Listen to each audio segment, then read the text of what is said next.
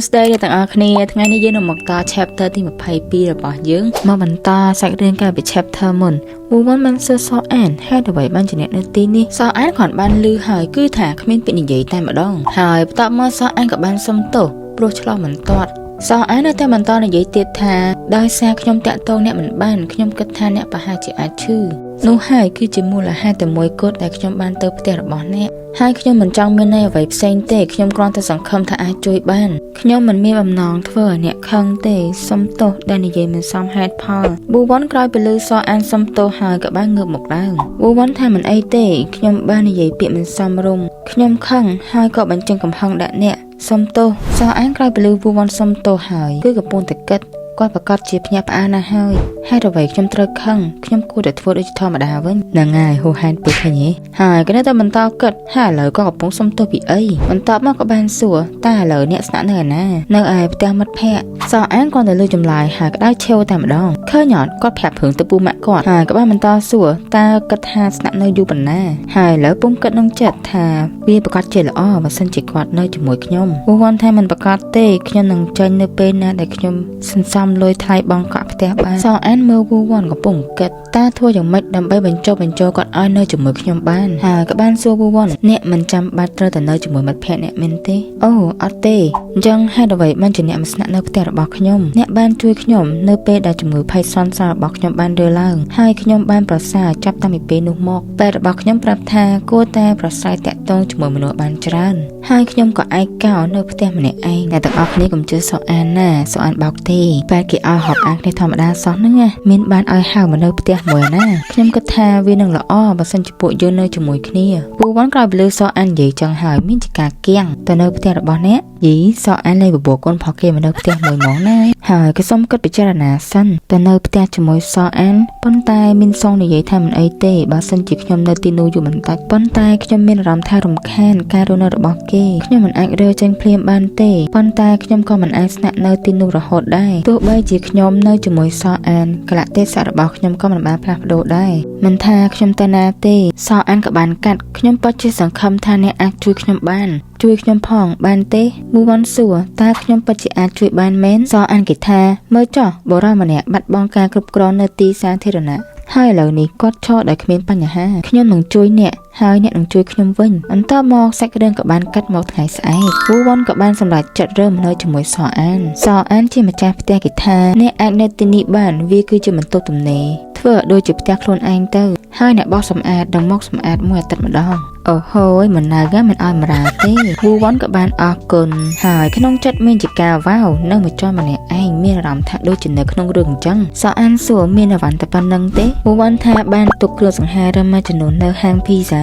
Manager ថាអាចទុកបានរហូតដល់ខ្ញុំរកបានកន្លែងថ្មីសអានគ្រាន់តែលឺហើយមានជាការគ្រឹះប្រាប់ថាឲ្យយកមកទីនេះទាំងអស់ម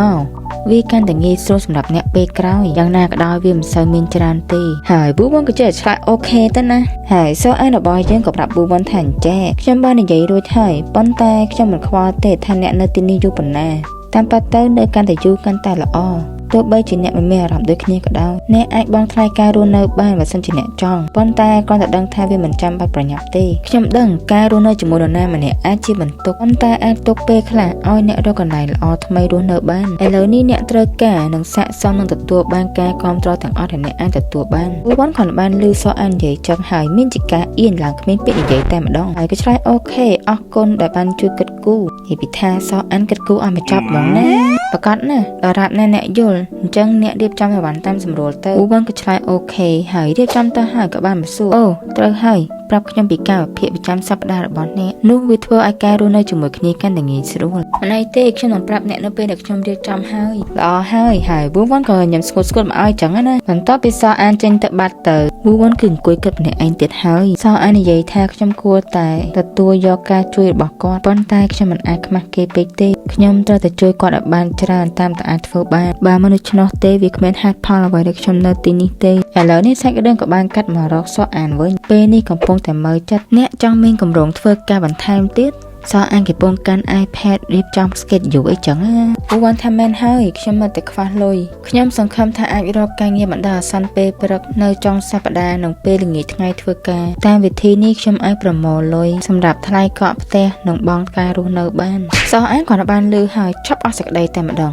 ចាំតិចគិតមួយសិនតែបើមិនថាឲ្យរឿងនោះកាត់ឡើងតែការរស់នៅជាមួយគ្នាមានន័យអ្វីហើយក៏ប្រាប់ខ្លួនឯងឲ្យចិត្តត្រជាក់កាត់ផ្លូវផ្សេងវិញសអានសួរមានចាំអ្វីដែលខ្ញុំនិយាយការពីម្សិលមិញទេការរស់នៅជាមួយគ្នាអាចជួយការព្យាបាលរបស់ខ្ញុំបានប្រកាសហើយតើខ្ញុំអាចធ្វើអ្វីបានដើម្បីជួយសអានគេថាអញ្ចឹងពេលដែលអ្នករស់នៅទីនេះខ្ញុំគិតថាគួរតែដើរជាមួយគ្នានៅពេលល្ងាចខ្ញុំនឹងចាប់ផ្ដើម10នាទីហើយនឹង20នាទីបន្ទាប់មកនឹងបន្ថែមទៀតការដើរម្នាក់ឯងធ្វើឲ្យខ្ញុំភ័យណាស់ដូច្នេះខ្ញុំចង់ដើរជាមួយគ្នានៅពេលដែលអ្នកចេញពីធ្វើការហើយនេះគឺជាការវិភាគដែលសអានប្រាប់ប៊ូវ៉ាន់ចេញពីធ្វើការឆាតមកសអាន10នាទីមុនសអានចាប់ផ្ដើមដើរទៅហើយនឹងជួបគ្នានៅពាក់កណ្ដាលផ្លូវបន្ទាប់មកគឺដើរមកផ្ទះជាមួយគ្នាតើយល់ទេនេះអាចគ្រប់គ្រាន់សម្រាប់ការបង់ថ្លៃការរស់នៅរបស់អ្នកបានតើមានយោបល់អ្វីទេអូហូយកមកនៅផ្ទះជាមួយហើយចេញពីធ្វើការទៅទទួលទៀតសអានពិតជាអាចធ្វើបានប៊ូវ៉ាន់ស្ដាប់ហើយមើលទៅដូចជាងាយស្រួលពេកសអានគេថា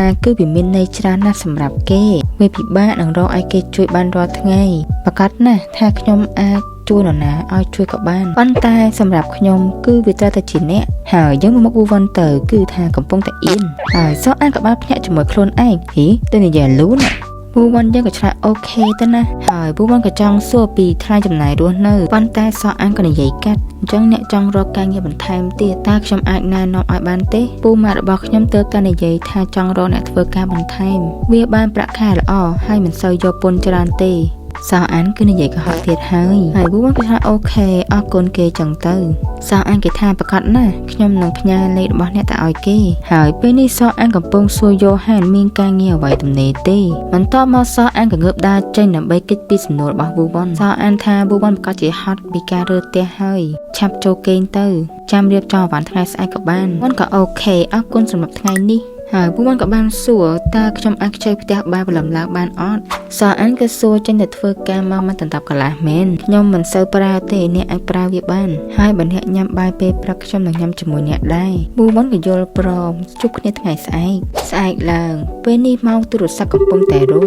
ហើយសអានក៏បានចុចបិទទៅហើយឥឡូវនេះកំពុងតែល្អូថាមិនចង់ក្រោយពីគេងទេស្ទើរតែមិនជឿខ្លួនឯងក្រោកព្រលឹមយ៉ាងនេះឥឡូវនេះកំពុងតែស្ដាយក្រោយតែនិយាយថាញ៉ាំបាយព្រឹកឡើងជាមួយគ្នាហើយចោះចដាបដាលបដាថាតបតកេងវិញនៅពេលដែលប៊ូវ៉ាន់ធ្វើការបាត់ប៉ុន្តែគ្រាន់តែឃើញទេសភាពព្រលឹមឡើងហើយគឺថាលើពាក្យដែលខ្លួនឯងនិយាយមុននោះមកវិញទាំងអស់មកចោះទេសភាពស្អាតណាស់ភ្ញាក់ឡើងកាត់ហើយខកមកឃើញក្រាស់ធ្វើម្ហូបឲ្យញ៉ាំអីចឹងនេះហើយសអញគេដើមមកសួរប៊ូវ៉ាន់ថាពងធ្វើអីហ្នឹងធ្វើ breakfast មែនខ្ញុំមានអ្នកធ្វើម្ហូបឲ្យអញ្ចឹងគ្រាន់តែយកចេញពីទូទឹកកកញ៉ាំទៅបានហើយប៊ូវ៉ាន់ក៏បែរទៅអូក្រោកហើយខ្ញុំគិតថាមនុស្សដូចជាអ្នកមិនចូលចិត្តញ៉ាំអាហារពេលព្រឹកទេអញ្ចឹងបានជាខ្ញុំទិញសាឡាត់នំប៉័ងមកសអញគេមកអើតមើលវ៉ាវមិនគេអ្នកដឹងហើយប៊ូវ៉ាន់រឹងខ្លួនអស់ហើយមកធ្វើអីចឹងនេះប៊ូវ៉ាន់គេថាខ្ញុំចាំបានពេលដែលពួកយើងជួបគ្នាដំបូងដូច្នេះខ្ញុំក៏ស្មានទៅម្យ៉ាងអ្នករស់នៅម្នាក់ឯងធម្មតាគឺមិនសូវញ៉ាំអាហារពេលព្រឹកទេសអានសួរពេលជួបគ្នាលើដំបូងមែនហើយពេលនោះខ្ញុំមកទីនេះលើដំបូងដើម្បី delivery